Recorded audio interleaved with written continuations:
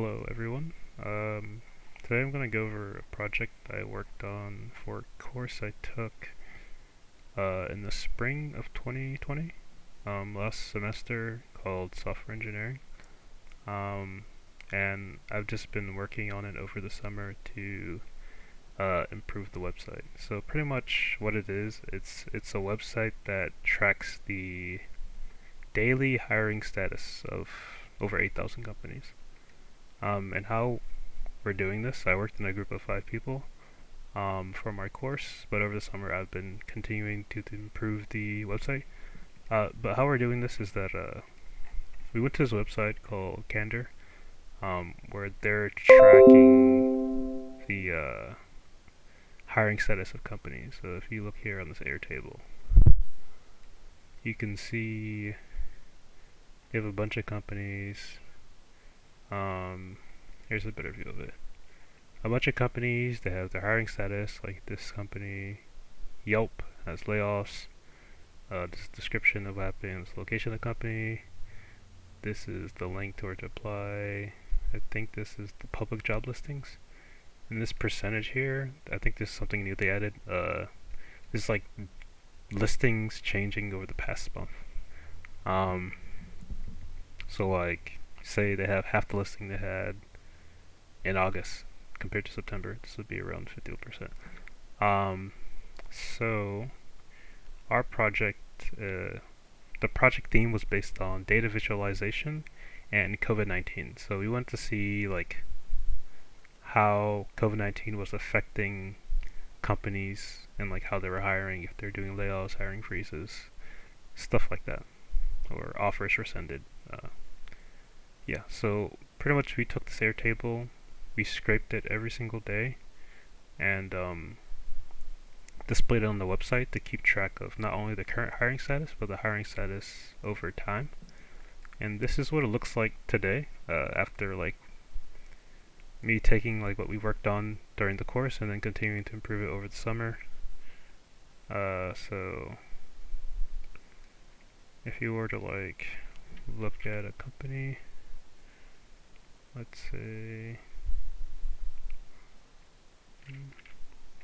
Abercrombie and Fitch, you can see, sorry for the terrible CSS. I was working on this on my laptop and the screen sizes are different, so I need to fix the CSS so that it's not like set to some value, it's just attached to like the bottom of any screen size. But as for like Abercrombie and Fitch, you can see they're on a hiring freeze until like May 19th, and then they also had layoffs in addition to hiring freezes, continuing over the summer. You go to other companies like, let's say Twillo. Alright, they have 308 openings. The opening changed from the last 30 days, has been down 3%.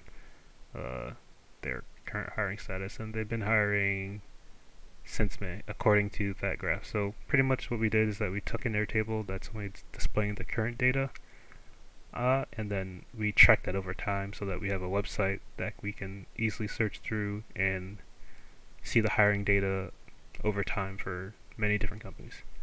So this is what the website looks like now. So some of the things that I worked on personally was a lot of the back end work, and a lot of like optimizing the front end. So building the web scraper to scrape Airtables,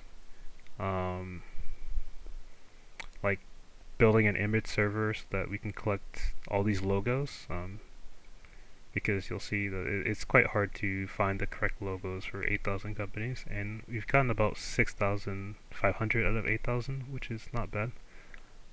So kind of like, I'm just gonna go over like where we started. So like one of the challenges we face is like, how do we, and I have some notes here that I'm kind of reading off of, like just to memorize the stuff that we worked on and what I worked on specifically. But like our main challenge was like, how do we scrape data from an Airtable, and how do we automate that process so that like we're not manually pressing like running a script to do it every day. How can we run that manually? Um, and scraping an Airtable is quite difficult because normally when you scrape data, it just downloads the HTML of the page and you just parse that data. But the thing with Airtable and a lot of newer sites, if you look at the developer tools here, let me split this in half.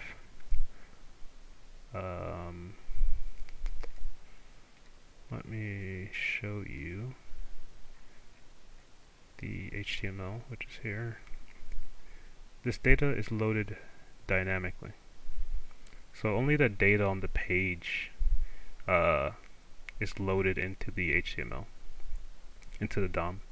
So like you can't, like if I were to scrape this, right, I would only be able to scrape these couple jobs. So we had to like build a script to like somehow automate the process of getting all this data. And how I built the script is that pretty much I grabbed the HTML for every portion and then automated scrolling down a little bit, grabbing it, scrolling down a little bit, grabbing it, and the amount of scroll is based on the user screen size.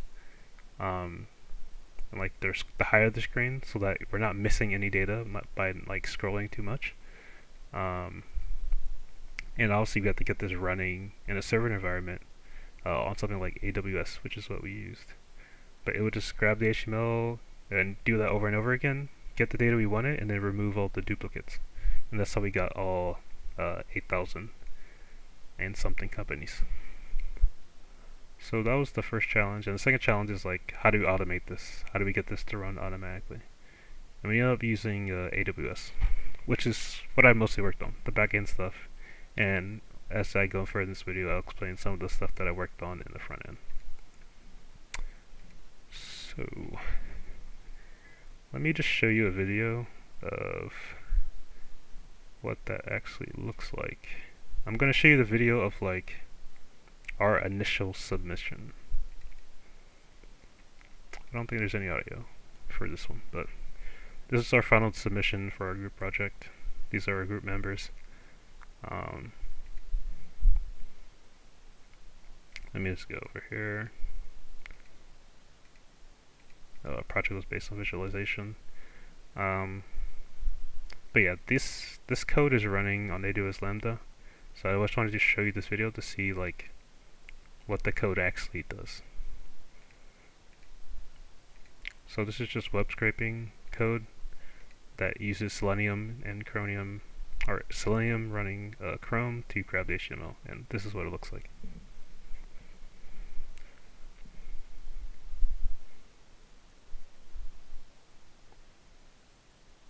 So the script maximizes the screen, it loads to this website. As it's automating the scrolling down, it's grabbing the HTML, and then it will remove all the duplicates and then save that data. Initially we were using Firebase. The problem with Firebase is that there's actually, or at least Firestore, which is one of the database products for Firebase, is that there's a read and write limit of 50,000. And so if you have a client that's opening the website, that's over 8,000 reads coming through each client. So if you have 10 clients, you've already reached your limit. You're way beyond your limit. That's 80,000 reads. So we ended up not using Firebase. What we ended up using is, I don't think there's anything. Oh, this is the initial website that one of the team members worked on. So I scraped all the data, I gave him that data, and then he built out the initial website in Python. It didn't look that good, so we all ended up working on porting over the JavaScript to make it look like what it looked like now. Which I think it should be shown in this demo somewhere.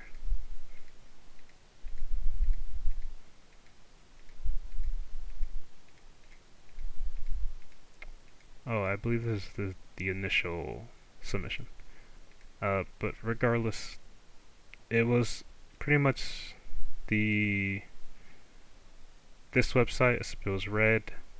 It didn't have as many websites. The search was very slow. It took almost like 2 minutes to load the page, and the website was almost unusable. It was so laggy. And that's really because of the volume of data we were using, and how we were implementing image loading, which is what I worked on over the summer to optimize the website. Um, so let me just go through my notes again. So again, let me just start from the beginning, how we built this. So we kind of just took this code pen, uh, where you have Harry Potter characters, and you could just search through it. Pretty simple. We just took the HTML and CSS. We really didn't take much of the JavaScript.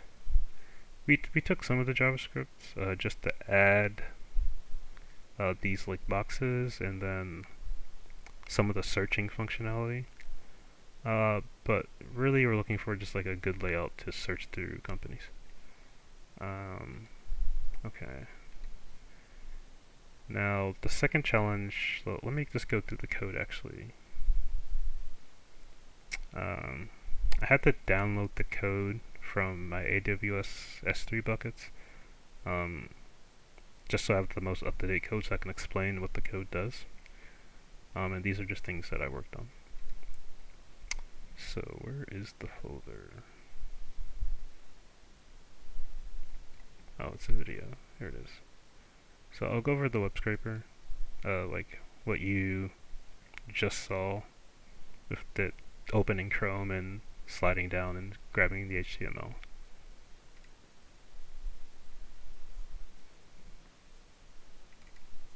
Oops.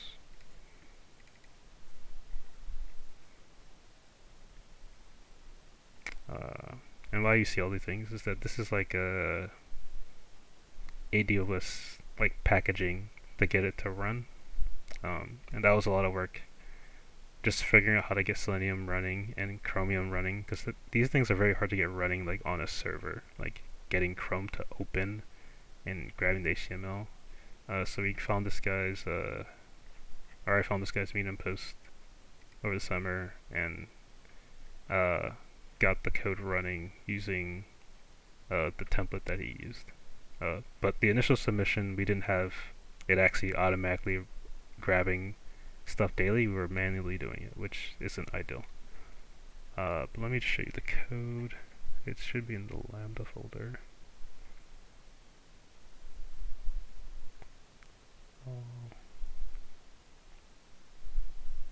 Oh, here it is. This is the file. Open up PyCharm.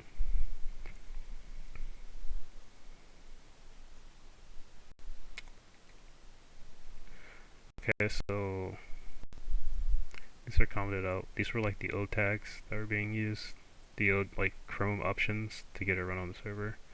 But the only ones we really needed were here. Headless means that it won't actually open Chrome, it'll just run in the background, and GPU means it won't display it. We need to standardize the like the size of the resolution so we know how much to scale by. And this is just in the template that was given. So I left most of these alone. I just added Chromium to it. This is the link to the error table. This function does the scrolling down, and this is some code that I just found online. And then I just changed the Y delta so that it's an amount that is not scrolling too much where like the data is getting skipped. It's just scrolling enough where the data still fits on the screen. So we have extra data, and then we can just remove the duplicates rather than missing data, which is what we don't want. And then finally, this is the function that will save it to our Google Sheets. Like I mentioned earlier, that Firebase has a write limit. The write limit isn't a big deal because this is a single write, regardless if you were doing it with Firebase. But the reads was a problem. 8,000 plus reads per client. That's really bad, and that would not work at any scale. So we used something that didn't have a limit, which is Google Sheets, and I'll show you that a little bit later. So pretty much, and this is not great, but I couldn't really figure out a way to detect when the end of the screen is hit. I'm sure there's an easy way to do that, but I just didn't do that. I just have a break statement when it's done. Uh, or pretty much like when it reaches the end of the page and you're getting the same data, that's when you know that you can stop scraping the data. So pretty much this is just Selenium script. I'm using Beautiful Soup to help make the parsing easier. This is just code to parse through the HTML. If you've ever done any web scraping, you know how it goes. Like, you just have to search for the classes and the IDs within the HTML to get the right data, and this is the data that's getting it. And then I'm storing that almost in like a dictionary. Just getting the text here. And if the data is empty, because some of those cells in the air table are empty, just fill it with blank data. And you'll see this in this dictionary. I store it as tuples. I think that made it easier to sort for me. And then I have that to this array called companies unclean. And then I'll remove the duplicates and save the company clean. And then run it to the Sheets function, and that'll save it to Google Sheets. So that's how the web scraping works. And then all this other stuff here is just getting all the dependencies to run on AWS. And I'll show you the Google Sheets right now. So we have job history and job data. So pretty much this runs on AWS every day. This has been scraping since May. Okay. So you see here names and status. One of the limitations that I ran into about a month into the summer was that the AWS script stopped working, and what I figured out is that or it wasn't that it stopped working, but the data wasn't being updated. The reason why is that Google Sheets has a 5 million cell limit, and initially what I was doing is that I was storing all this data for every single sheet, which is a lot of data, right? That's, I think, 1, 2, 3, 4, 5, 6, 7, 8, 9, 10, 11, 12 cells of data. 12 times 8,000. That adds up very quickly. So as you can see, it's not very smart to do that. So I actually optimized the code to save database space in our database, which is Google Sheets, which has no limit, and we don't need to make any writes. So Google Sheets is a good option because it's just a read-only database, because we're just storing text data. So instead of just storing this for every single sheet that we make, I just have it that we only store the name of the company and the hiring status, because that's all we need for the graph. If I can show you, like 23andMe. I just need the hiring status and the date, and then the name of the company. Okay, so that's for, so that Google Sheet here is for the initial page, this page. It shows the company name, their status, their location, their opening, and then the logo. And then the other data sheet shows the hiring status, like the history. This is what is used for the graphs. So the company name and then the graphs. And initially, why our loading page was so long is that to get the job history, we were actually just grabbing all the Google Sheets, every single worksheet within this spreadsheet, like every single date, on the client end when they're loading the website, and then going through that and getting all the job history, like just iterating through all that.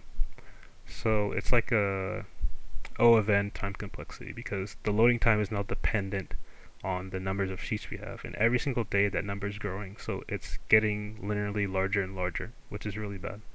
So here, this new implementation that I made, I'm only storing all the data I need for the front end on the most recent sheet. So I only need to grab that sheet, and then storing all that data here, which also runs in a separate Lambda function on AWS, and That way, it's constantly just two. We're just getting two different sheets, regardless of the number, the size of the worksheet that we're tracking here, which will continue to grow. And then I also have code to like once the 5 million thing is reached, or if we're close, I'll just delete the earliest sheet before adding a new sheet. So it's kind of like a sliding window. So as we reach the limit, the earlier sheet gets deleted before we add new sheets, and then so on and so on, that we never hit that limit. Yeah, and I think that code should be somewhere here.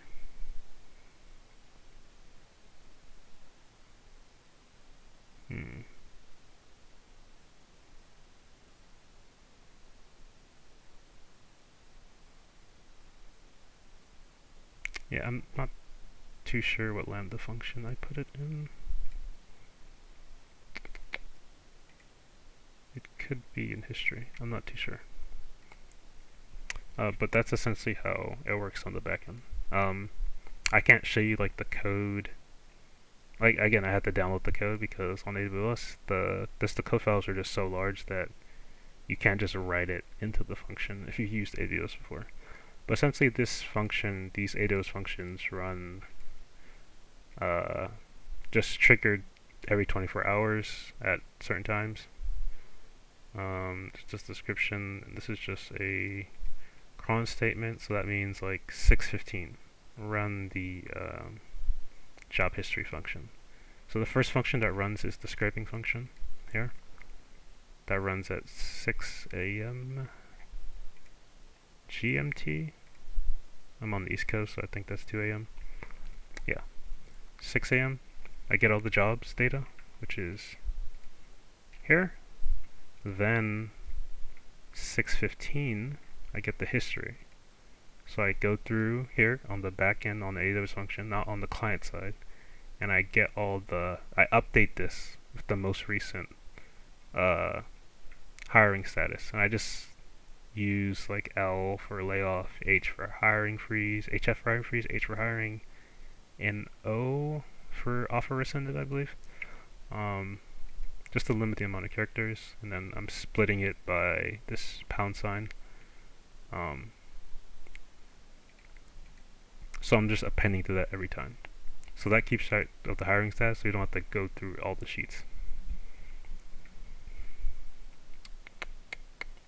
So that's that lambda function. And then how are we getting images? This is a huge problem because we only have the company name. So how do we get all these images for 8,000 companies? We didn't actually get the 8,000, but 6,000 is pretty good. 6,500, I believe. So we have not every single one, but a good majority of them.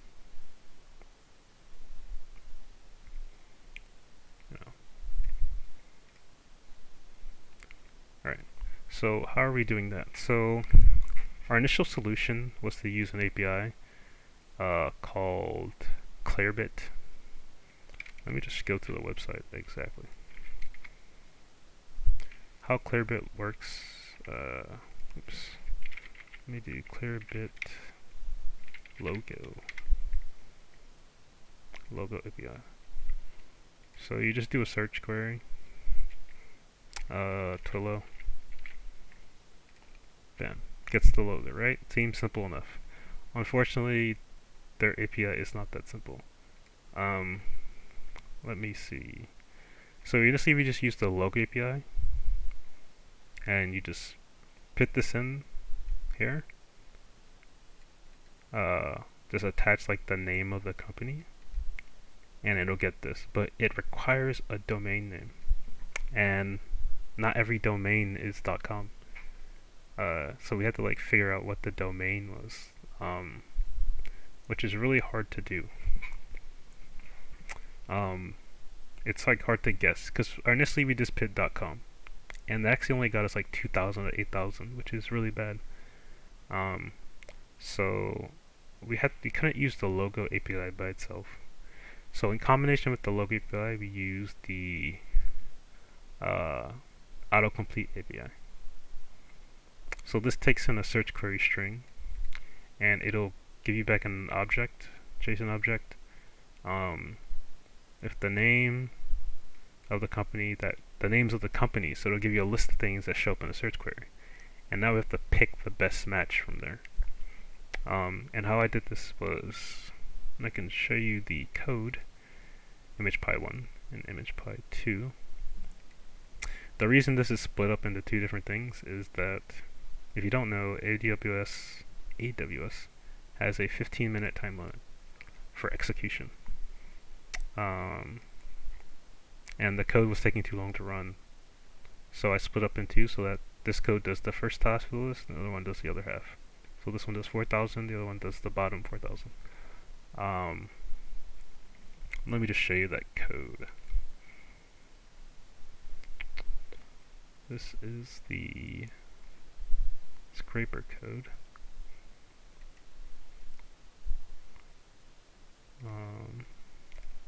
I don't believe I showed you the history code. Let me show you that real quick as well.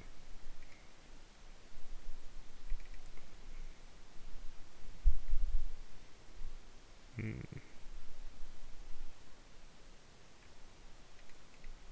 you go.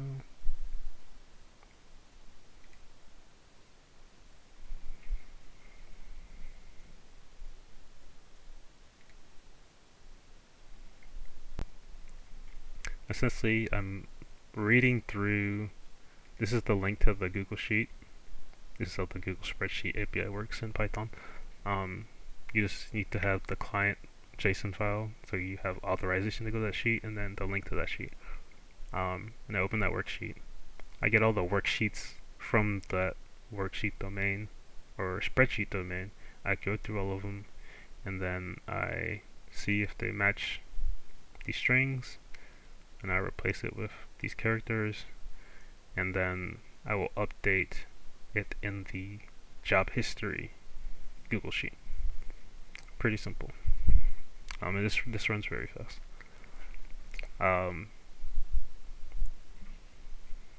Yeah. So that wasn't really an issue with the 15-minute time limit on AWS Lambda. What was a 15-minute issue, because it was taking too long, are the image search, which was a pretty big problem that I worked on. If you go to the Lambda function, okay, here.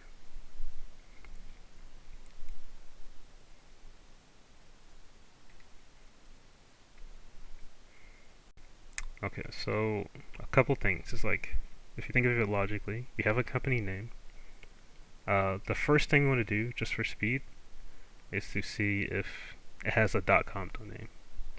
Because if it does, and it's like the correct one, then we'll just take it. But if it doesn't have a .com domain, then it will give you like the status code 404 or 400, which means that there was like an error, like in your request. And it's like, it's not a real website. We can't reach this request that you're asking for. So now here we're taking the search query that we entered, and then we're adding it to the autocomplete API instead of the logo API. And then that API will return, if I remember showing you, like a JSON array of multiple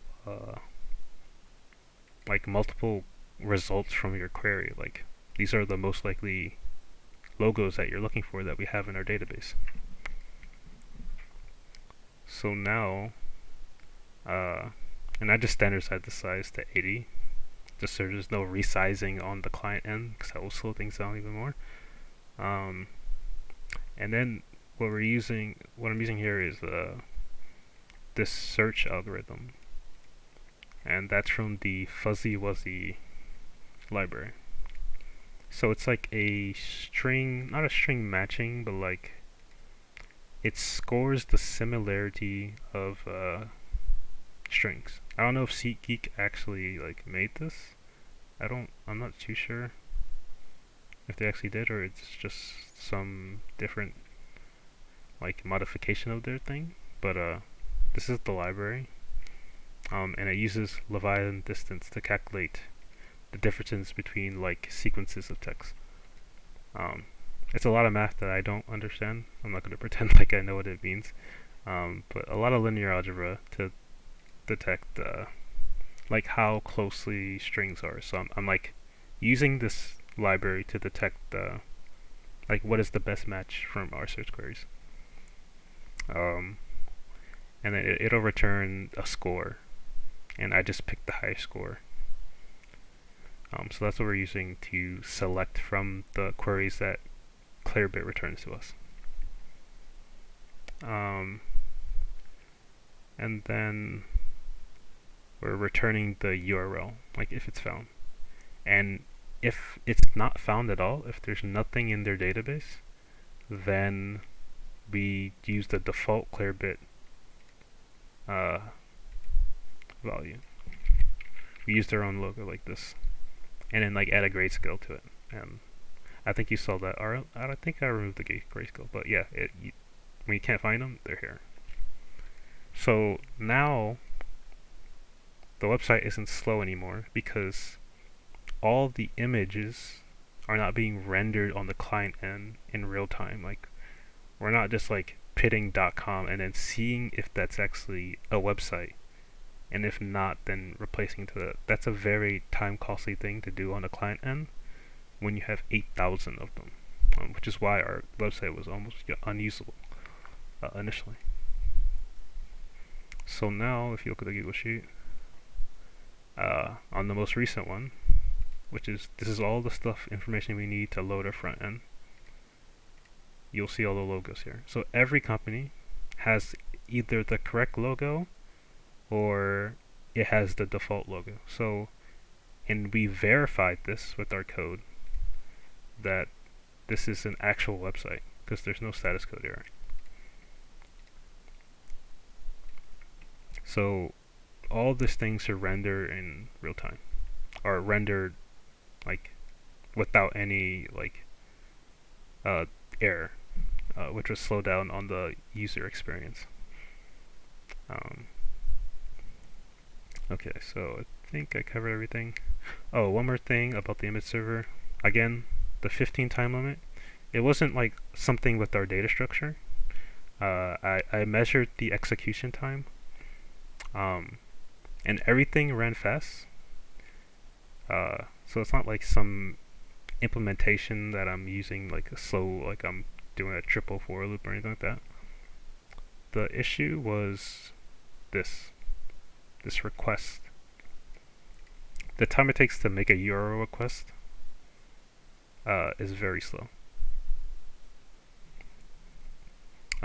So making 8,000 requests took longer than 15 minutes to like make the request and see if it was a status code. So it wasn't like a algorithm or data structure issue. It was just the request. So I don't know if there's a faster like request library other than request in Python. But the only way I could optimize this to get it under 50 minutes is to just make a smaller input size. So instead of 8,000, I just split it in half to 4,000. And so far, that's worked for us. 4,000 gets you, I think it runs in about 10 minutes instead of 15 minutes. And Candor, they haven't really added more companies for like the past 2 months. They were initially around 4,000. Now they went to like 4,000, then it was like 5,000, 6,000, then they went to 8,000, and they've been sitting at 8,000. So unless they add like 16,000 companies, I don't think that it's gonna run into an issue where the function can't run in time for the AWS Lambda limit. Okay, so I've gone over all the backend stuff that I worked on in AWS. This is the article. Great article. I read through tons of them to try to get this to work. This is the front end. This is the search algorithm. What haven't I covered? Let me look at my notes.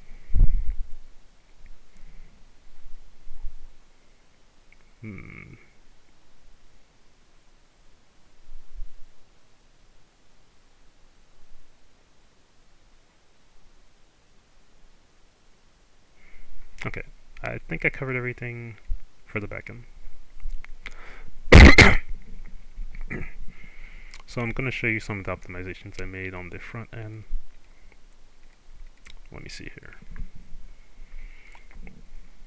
So let me show you that code. There you go. So this is the front end code. Again, we're loading in all the data sheets. So I think doc. So one of the first optimizations I made to the initial website was to fix add lazy loading, so that only the images on the screen, and then a little bit afterwards, so that it doesn't so that if you scroll down pretty quickly, it looks like they're already loaded. So I just added lazy loading so that it only renders the things on screen instead of all of them. Excuse me.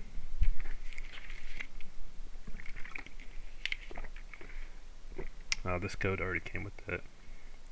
I'm pretty sure I changed the search functionality a little bit because I didn't like how they were doing it. Let's see. Oh, okay, this is something I recently fixed. So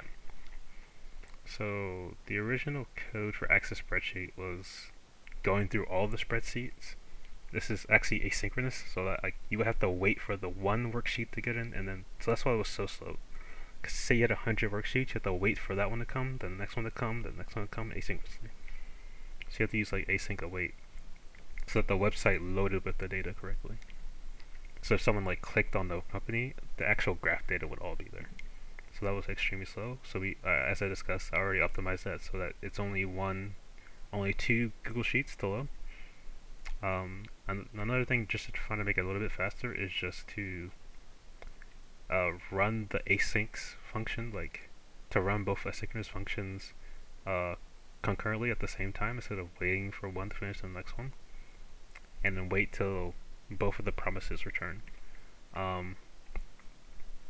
The load time still isn't great. I think it's about 10 seconds for your initial load, and then I think it's just cached in the browser, and then it loads pretty quickly, 2 or 3 seconds there. But one thing I can do is just have it all in one Google Sheet, where I have the initial page load data, and then for the most recent one I have all the job history as well. So that's the only way I think I can improve the initial load time, waiting on getting the data from Google Sheet. This is just a listener for search. Lazy loading. Let's see. This is already there. We just added to it. I didn't really work on this particularly, but just added to the Harry Potter site. Yeah. Worked on this, just getting data from the spreadsheet, and then adding this data to the DOM dynamically, which is very bad actually. And this is something I'm still working on. I think this is the final thing I'm working on for this particular project, where I can get to the place where I want it to be. This is just loading in all the data to array, I believe, or an object. I'm not too sure. This is for the job history, the second data sheet.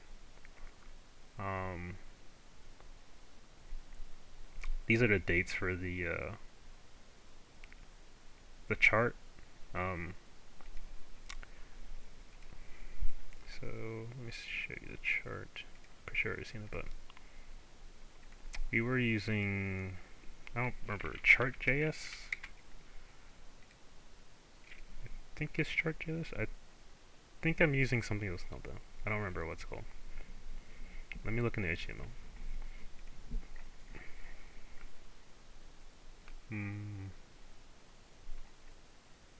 Clear that.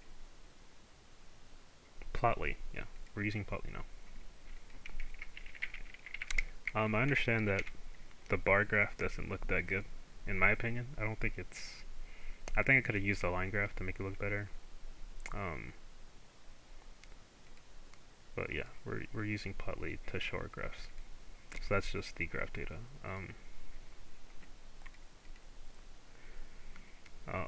Yeah. So it's pretty simple. It's not that much code for the front end. This is when you click on click on the box. It shows you like the graph, the description, last updated. If there's an apply link, it'll add there. If there's not, there's no apply link. Location, same thing. We're splitting the data, like all those pound sign or hashtag, or you want to call it, HT, the job data, this stuff. This is parsing all this data for the graph. And then I think it's just mapping to arrays, which Plotly needs. That's the input size, and then this is just how the formatting for Plotly. And then the back button just goes back to the page. So the page is really just the website is just 2 pages. You have this initial page, which changes in the list as you search through it. Facebook or whatever. And then you have the other page that loads when you click on something. So pretty simple. The main challenge was doing this all autonomously, making it like self-sustaining, so it can run on its own. And but oh yeah, one more thing. The thing about pitting things in the DOM, like how we're doing it here, this is pretty bad because the website still isn't that fast. As you could probably see, like when you're searching, it's a little bit laggy, just because we're searching with so many things. But the problem is that the DOM is being polluted with so many like things because there's so many images here. And the next step is to rebuild the front end using React.js. That way we can virtualize the DOM, so that we don't have this massive DOM of like 8,000 things. We just have a single virtualized DOM, and then these changes can update in real time. So that's the next step for this project, but I haven't gotten to that yet, but I'm still learning React.js to update this website. So I think that covers everything. Sorry if this video was super long. But yeah. Hopefully you enjoyed. Hopefully I explained it clearly. And thank you for watching.